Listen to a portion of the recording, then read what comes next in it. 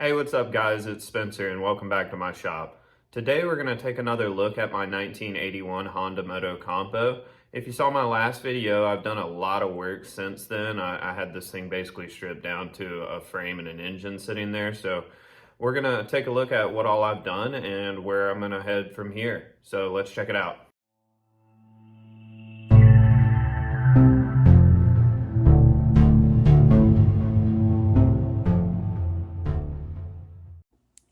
Probably the most noticeable thing that I've done since the last video is have the wheels powder coated in this cool sunny gold color. It's the same color that I used on the rims for my Z50R, and I just really like the look of that. I don't really like how the semi-gloss black that they were originally just kind of blends in with everything. Put on brand new tires, brake shoes, new wheel bearings, speedometer cable, all that fun stuff, new hardware and stuff like the adjuster nut for the cable, the locking bolt for the arm and everything is all new.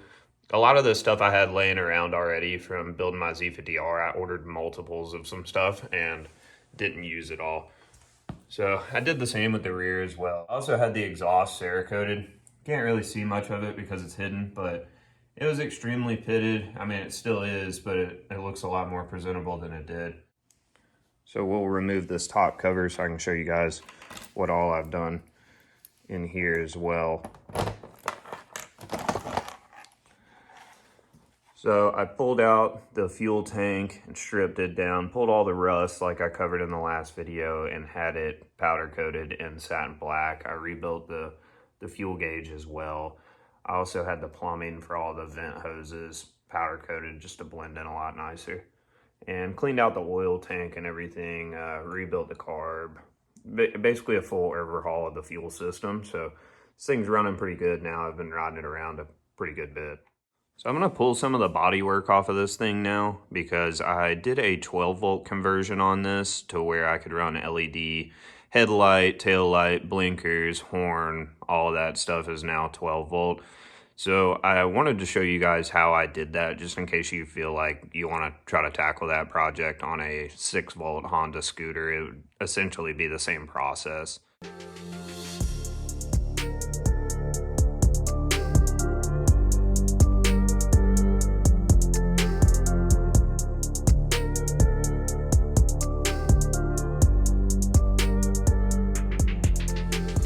So I have three 3D printed pieces on here.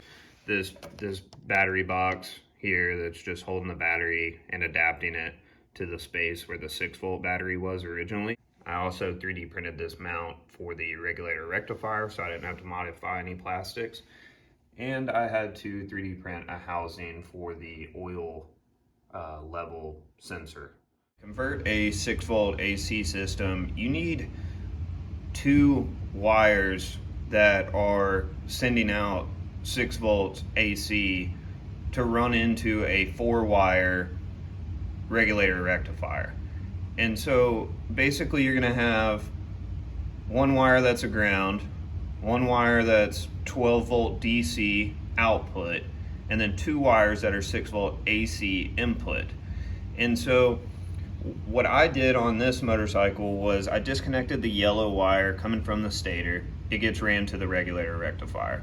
The white wire is also for lighting, 6 volt AC current coming out of the stator from the lighting coil.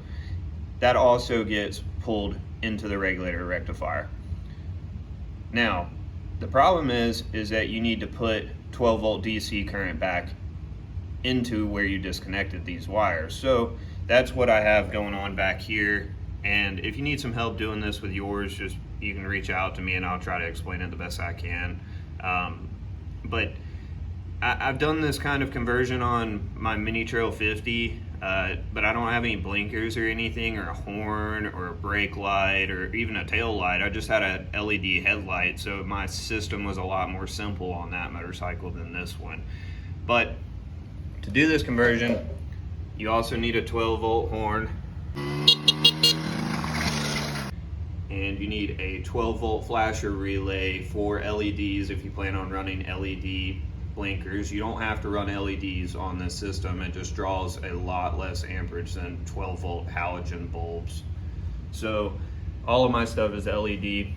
And then I ran into another problem. The oil level sensor was 6 volt originally, and it had a little battery inside of it, and I guess mine was shot because I couldn't get it to work correctly even on 6 volt. The oil level warning light would just stay on. So I made my own, and I basically took this one off of eBay and turned it down in my lathe and then 3D printed a housing for it. And now instead of having 3 wires, it only has 2. Because the original one had a 6 volt battery, it had a ground wire as well, but that's not necessary for this system. When the oil is low and the float is extended all the way, the connection is bridged and it sends 12 volts through, and in turn lights up the warning light there, letting you know that you're low on oil. So I had to play around with the height on this thing to get it as close to original as possible. I didn't want this thing to run low on oil, but I also didn't want it to start warning me when I still had like a full quart of oil in there. So that's kind of why the housing that I made is as tall as it is. So by running this system, this bike is kind of different than what you would see on like a full-size motorcycle here in the United States, because the light switch on the handlebars actually turns the light on and off, which is strange, and that's for the headlight and the tail light as well. And so because I wired this the way that I did, now even though the bike is not running, the key is on, I can turn on and off the lights. And even if the key is off, I can turn on and off the lights, which I might find a workaround for that later on down the road, but it's okay for now. And when you turn on the lights, it's got this cool feature. The speedometer is actually backlit on this thing, which I thought was really cool. And I've also got the original sounding 12 volt audible pilot is what Honda calls it. It's this little unit right here, and it makes a click because this thing doesn't have like a flasher warning light like a lot of bikes do. Like where on the dashboard of the bike it would blink with a little arrow letting you know that you left your blinker on. So this makes a sound instead. You can see those are pretty bright as well because they're LEDs. But I thought this was a pretty cool conversion. I don't see a lot of people doing this because they're concerned about keeping the originality of the bike and yada yada yada, which is cool and all, but the 6 volt system just really sucks, and the headlight was a joke. I mean, I could probably hold up a lighter in front of it and it would be better than the stock headlight was.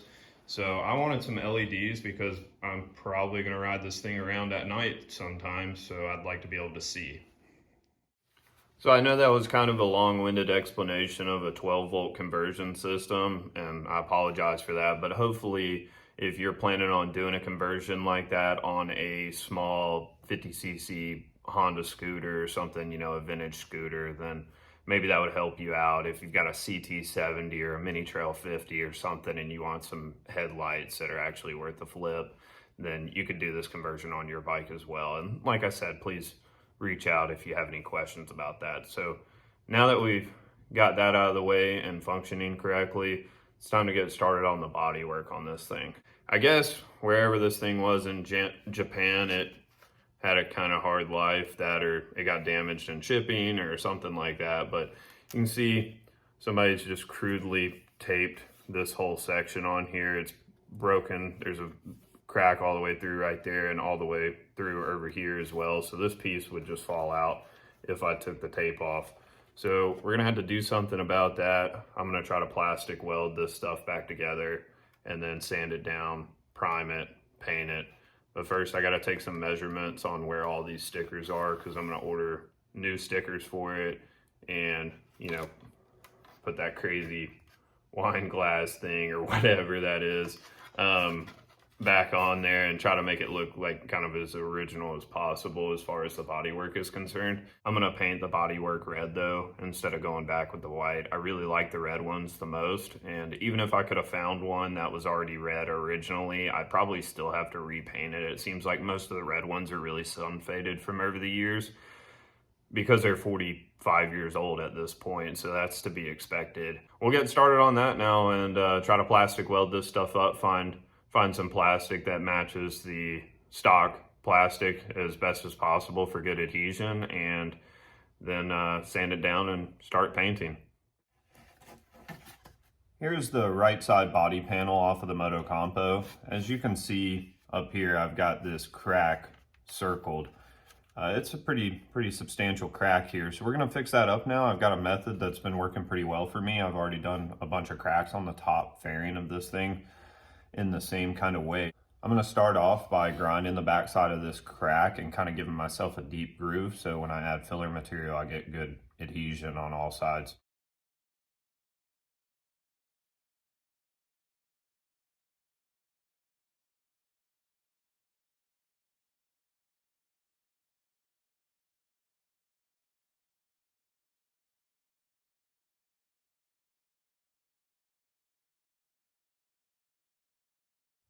Okay, so now that I have the inside of this sanded to get rid of all of the paint, and then also a groove cut into it so I get good penetration on this weld, I'm gonna take some PVC filler rod. I figured out that this plastic is some form of PVC, just judging by the smell of it as you start to burn it with a soldering iron.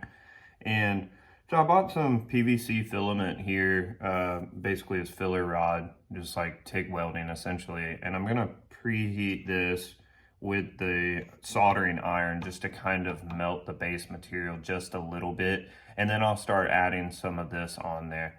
And I started off by doing some of the other cracks with PETG filament for my 3D printer, and it adhered extremely well and it was really strong, but it did not sand at the same rate that the base material of this bodywork did. So I decided to do some more research, and upon figuring out that this must be some kind of form of PVC, this filler rod works a lot better for sanding afterwards. So we'll get started fixing it now. So as I mentioned, I'm just kind of warming up the base material here and melting it just a little bit on the surface. Not really going very deep with this. It's very easy to overdo PVC, so I have my soldering iron set at about 280 degrees Celsius, which is about what's recommended for welding PVC. And I'm gonna deposit a little bit of filler material right here at the end and just kind of move it around while going all the way through it to heat the base material as well. And I'm going to do the same thing all the way up at the tip here to align this crack, because there is some separation here. So I want to make sure that it's straight so the body lines match up on the outside, which is the important part.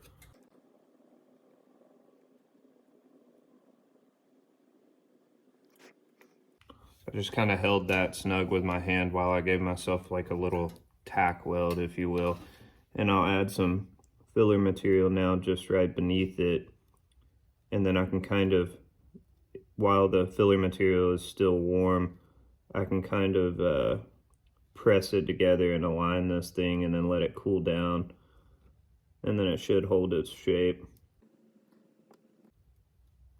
So there we go. I've got some good filler material in there. That should hold it nice and strong.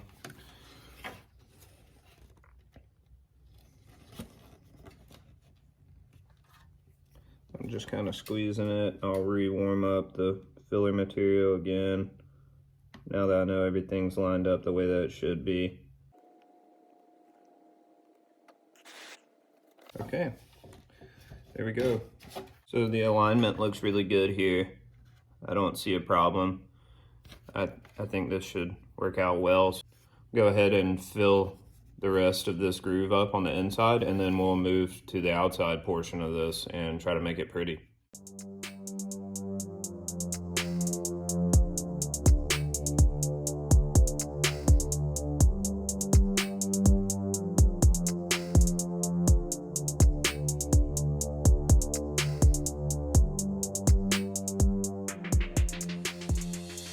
So here it is after finishing welding it out and just doing some blending on it with an orbital sander and some diamond files, sandpaper, blocks, stuff like that. The hardest part about this was trying to reestablish this edge right here. And I've also got this plastic filler that I'm going to use on here that's basically like Bondo but for plastic, made by U-Pole. And I'm going to try that stuff out and see if I can't redefine these lines a little bit better and get rid of any little pits or anything that were a problem from plastic welding it in there. That's going to about do it for this video, guys. I hope you guys enjoyed watching this and getting caught up with what I've been doing on this bike. For the time being, what I'm going to do is strip all the paint off of all of this bodywork, sand it, do some body filling on there, and like I said, try to reestablish these hard edges, make it look as presentable as possible. And on the next video, we'll paint this thing, which I am not a painter by any means, so we'll see if I can make it look borderline decent. But we'll catch you on the next one. Thanks for stopping by. See ya.